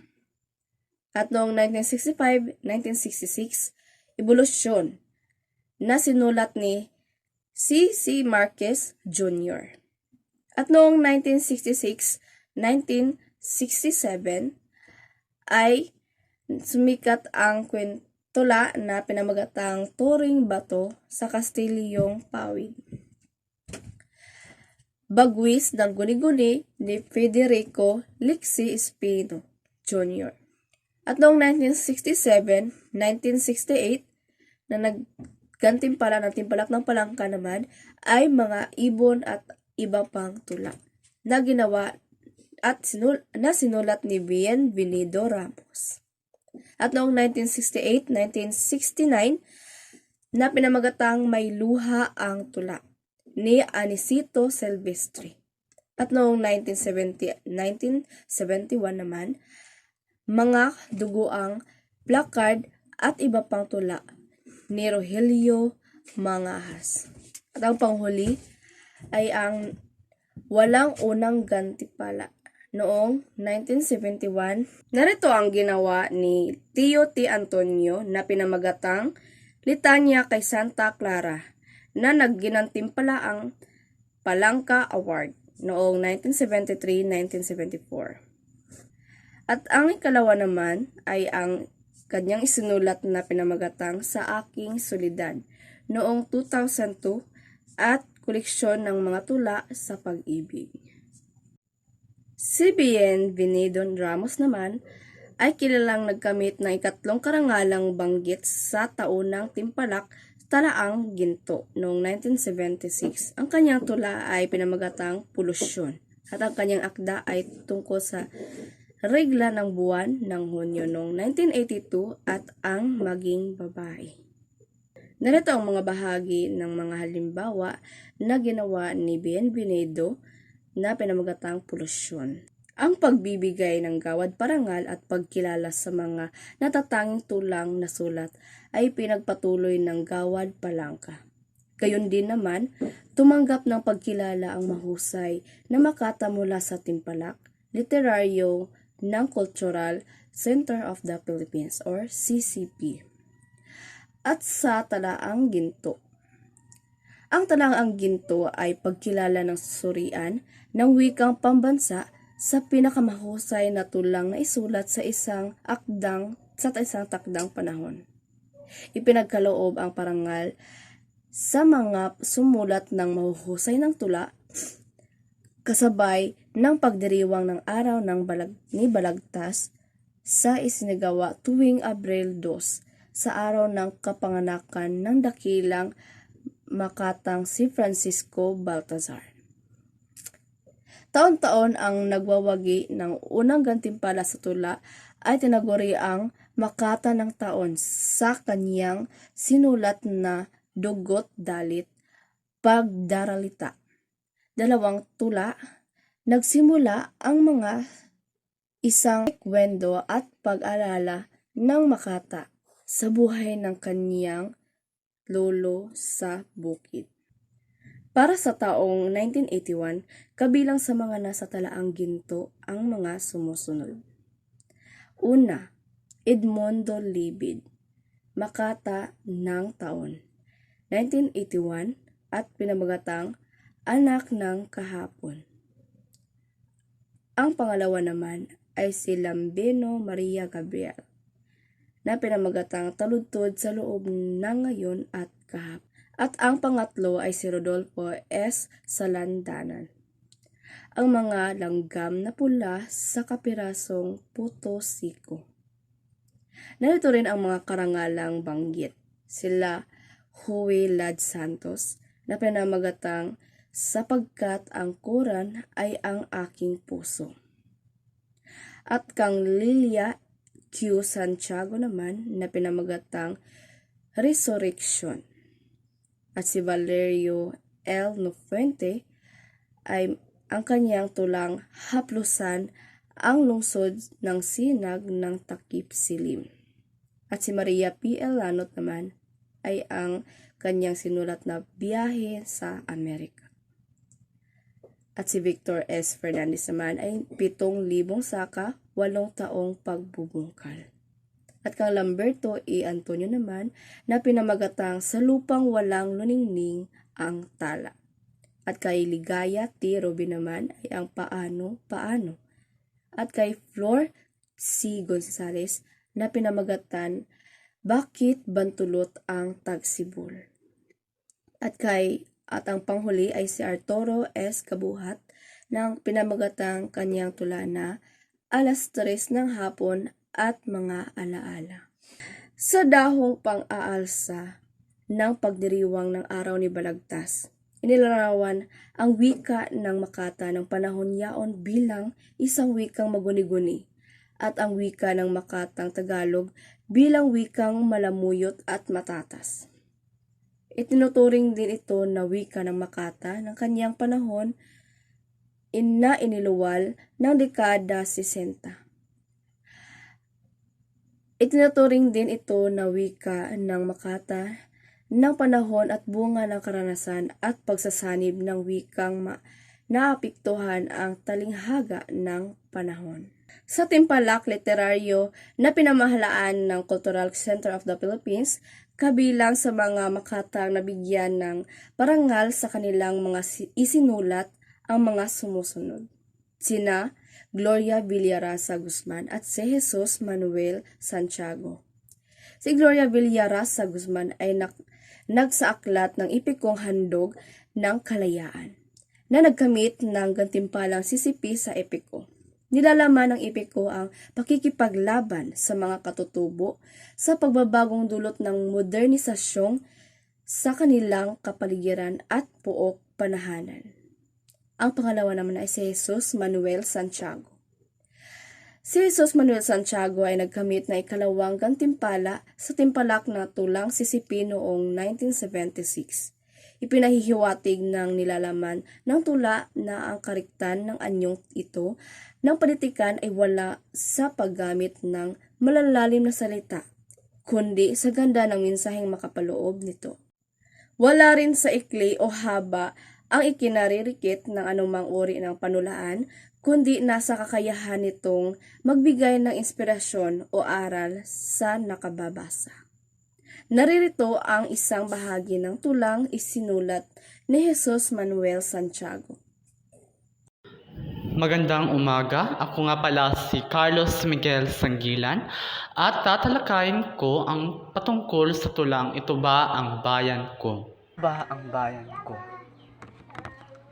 Nang magbalik sa aking gulita, kasaysayan ng bayan na aking minumutya, may dakilang lahi, may sariling wika, isang kalinangan, tangit pambihira.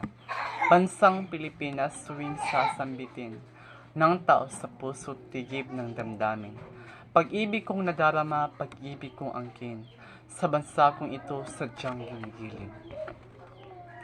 Ang pagmamalaking namahay sa puso, likha ng bayaning puhunan ay dugo, saping-saping tusa at luhang dugo, dangal nitong lahi sinikap itayo. Subalit kay pait kay saklap isipin, gumuguhong dangal kastilyong buhangin. Sa hampas ng alon madaling buwagin, kusang naglalaho nawawasak man din. Idilat ang mga mata ating mamamasid, hayon tanawin mo't nasahin papawid, mabangis na ibon ali-aligid, agilang dayuhang hindi mabing nasib. Inang Pilipinas ako'y nagtataka, hindi na makitang ikaw ay masaya, tigmak na sa luha lupang sinisinta, bawat salinlahi puso'y nagdurusa.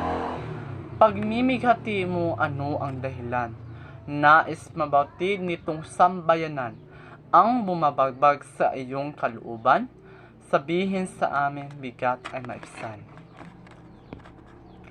O mahal kong bunso, yaring dalamhati, ang tanging dalihay nagbabagong lahi, pilit hinahanap mahalikang lipi, ng puntos ang dangal ang anyot ugali. Pilipino nooy malakas makisig, malusog ang katawan, matikas ang tindig, palibhasay likas ganda ng paligid, ligaya't ang dulot sinumang magmasid.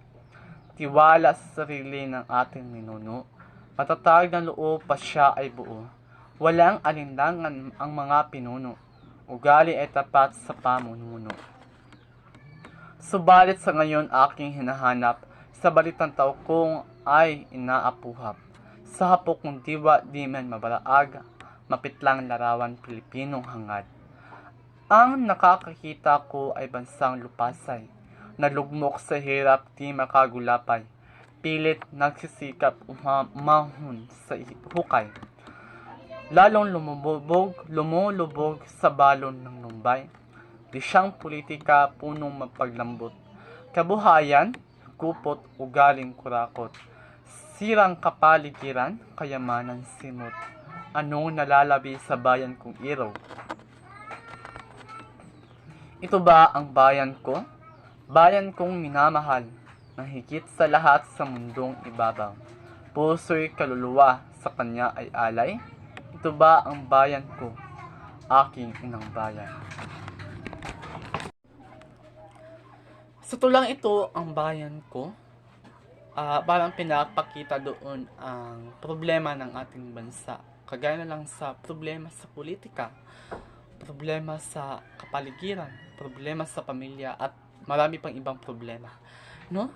So, sa tulang ito ba ang bayan ko? Parang pinapahiwatig doon na dapat natin bigyan ng halaga o bigyan natin ng pagpapahalaga ang ating bayan o kapaligiran natin, no? So, maraming mga nagaganap na mga problema, maraming nagaganap na mga di dapat mangyari dito sa ating bansa.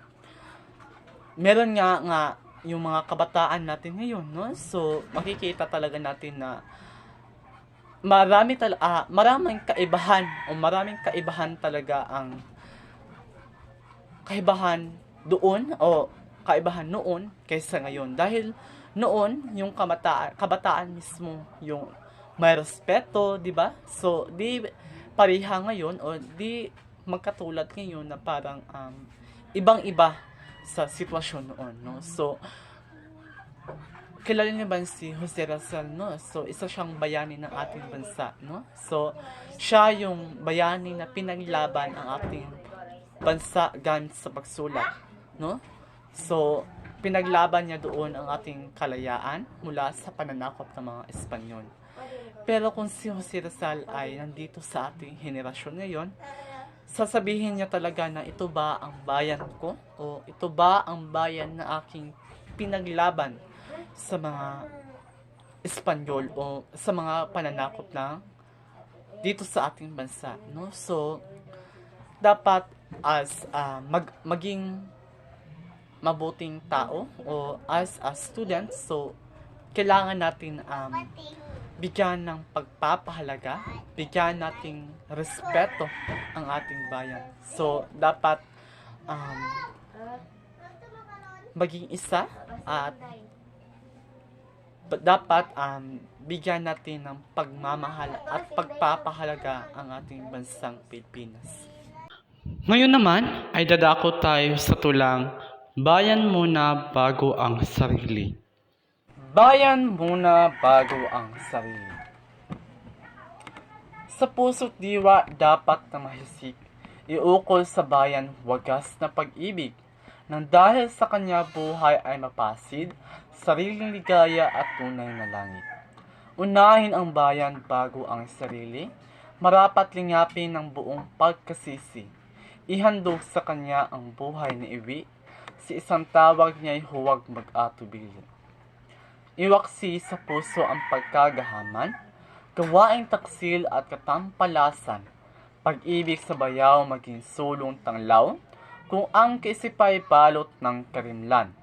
Sa kislap ng pilak ay huwag masilaw, sa kaaway ng tukso di dapat matangay, sa puso't kalooban maging matibay, at mapanatilihin ang buhing marangal.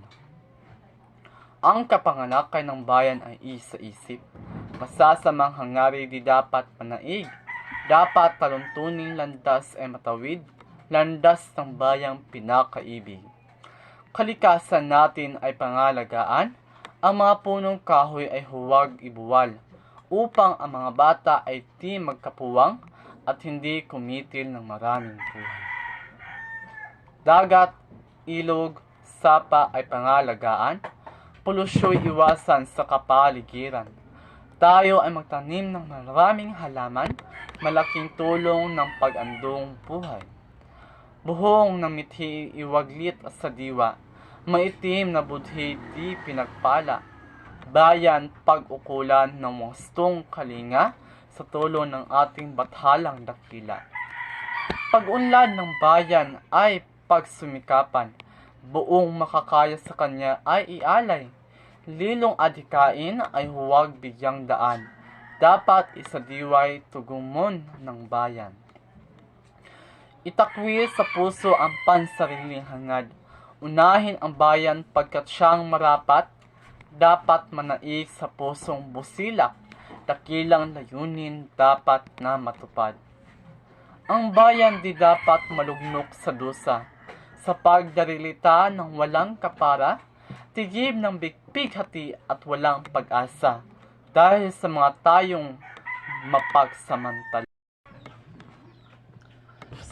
Sa tulang bayan muna bago ang sarili, I think ang ibig sabihin nito ay dapat natin tulungan ng ating kapwa dahil mahalaga talaga na tulungan natin ang ating kapwa, no? And also unahin natin ang ating kapakanan ng bayan kaysa ang ating sariling kapakanan, no? Huwag tayong maging selfish o huwag tayong maging makasarili dahil wala na talaga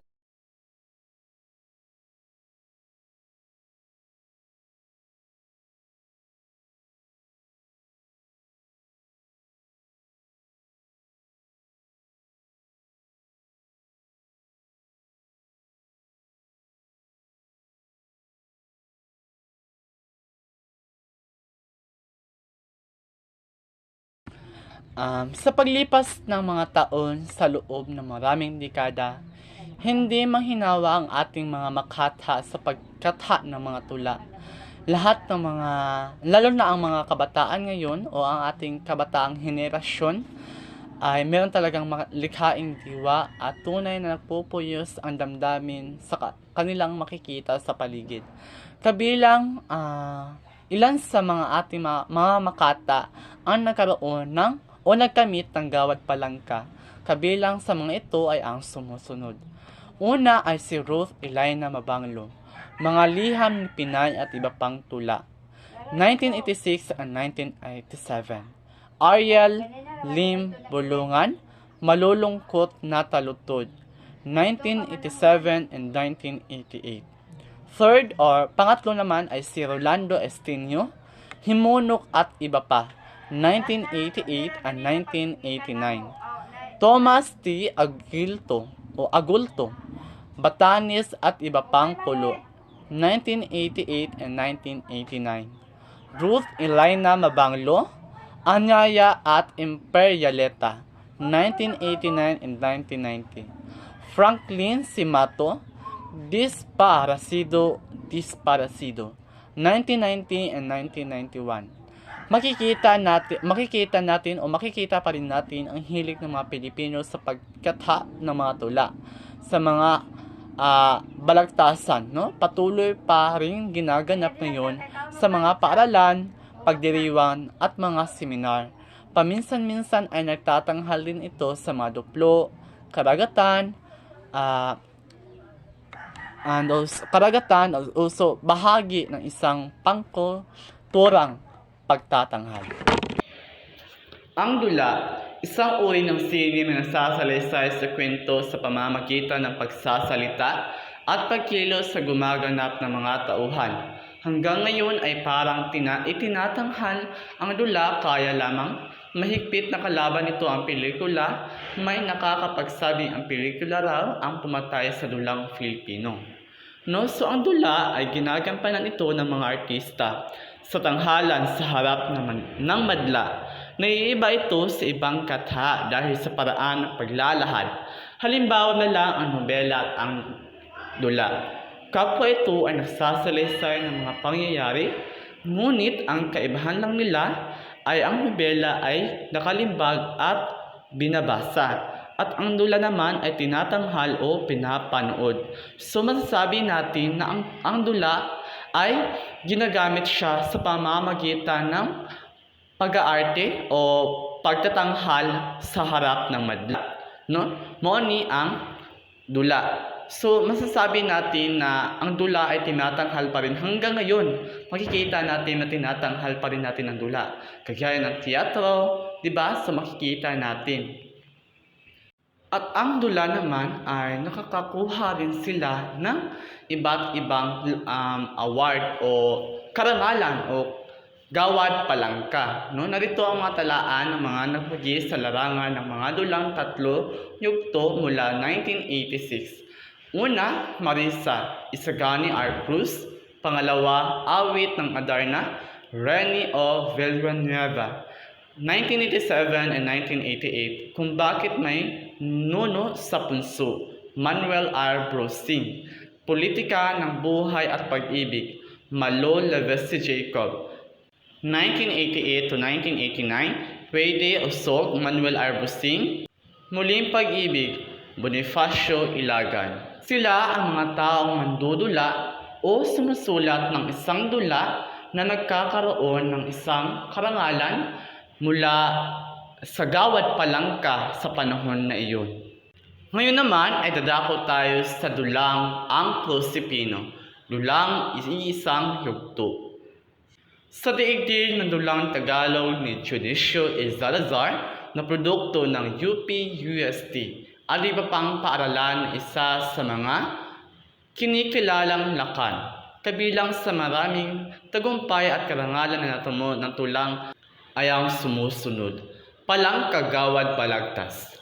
Pangalawa, Pangkalinang Gawad Maynila. Pangatlo, Gantimpala Cultural Center. Pangapat, Gantimpala Bonifacio. Panglima, Gantimpalang Zarzuela Foundation of the Philippines.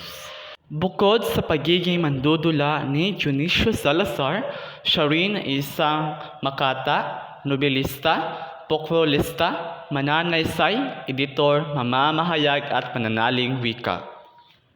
Ngayon, ito ang mga tauhan sa tulang Ang Prosipino. Una, Preciosa, Padre Luis Ortiz, Don Efren Andeng, Lonan sa isang bayan ng Nueva Ecija, Panahon, Huwebes Santo.